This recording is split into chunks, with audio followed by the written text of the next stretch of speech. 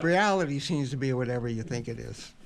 It's pretty well in your mind. And since that's the only place anybody can find anything is in their mind, because if they can't find it in their mind, they won't find it anywhere else.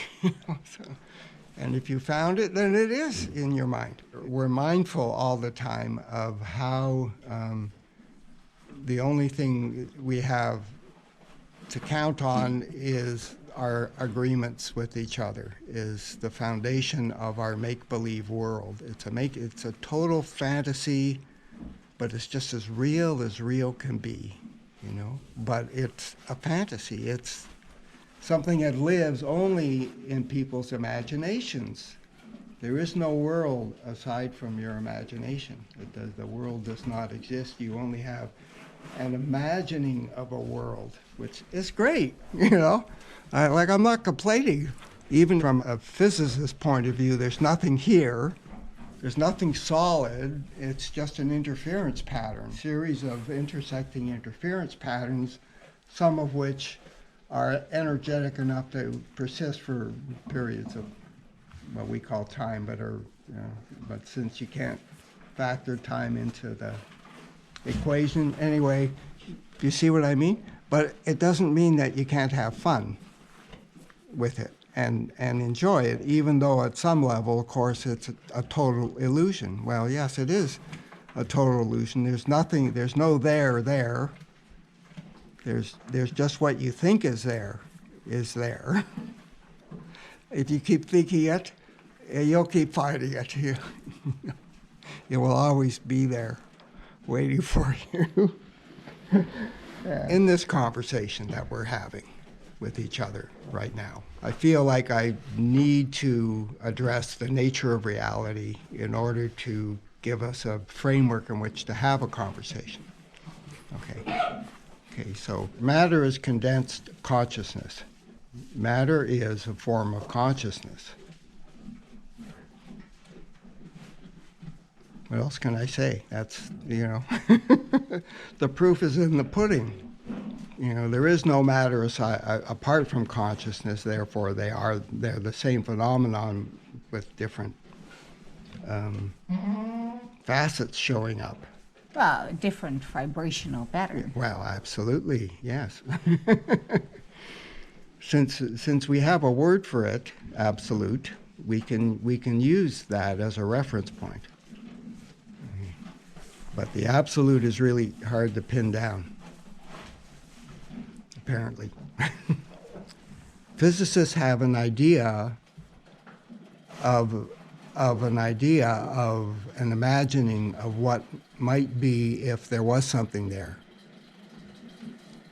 but still have no way of actually knowing what is actually there, because they can only reference the instrumentality. Even if we fervently believe to the depths of our being that our experience is happening in our mind, mostly, in fact, entirely in our mind.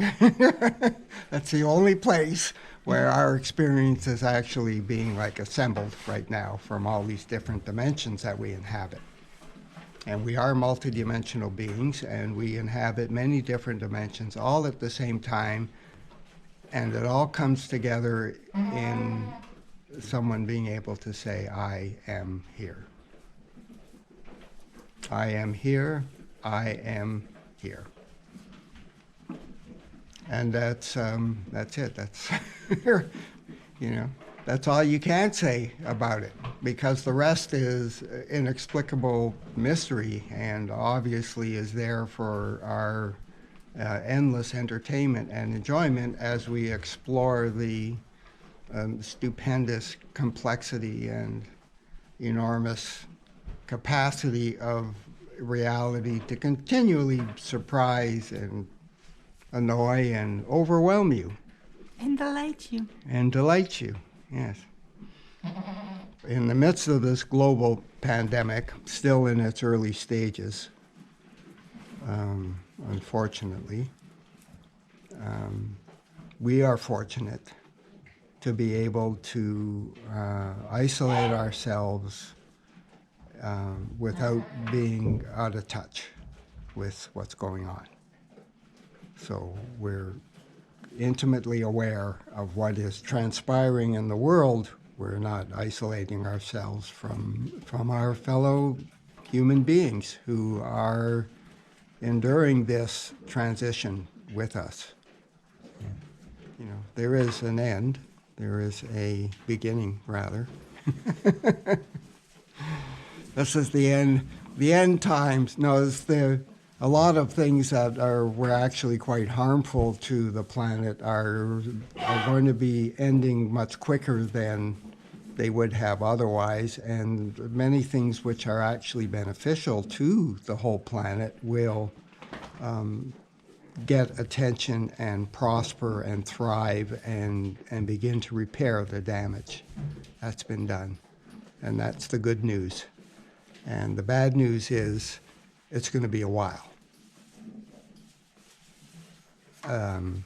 The transition will not be without huge suffering and pain and loss and grief and sorrow. I'm sure we will do our part to make that as brief and as safe as possible, but it's going to happen.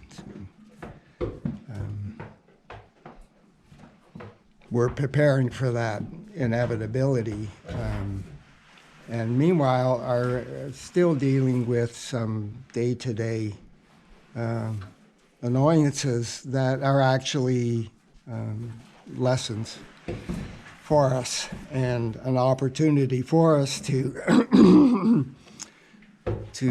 put our foot where our mouth is. No, I mean... You want to stick your foot in your mouth, sweetie? Sure, go ahead. The current pandemic, it's not the first one. There have been a number of them, even in recorded history, and there were others in pre-recorded history.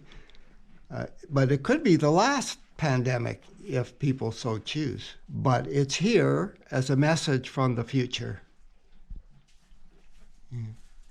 It's a future knocking, saying, I just wanted to let you know that what you're doing now is not working, and there is a severe penalty.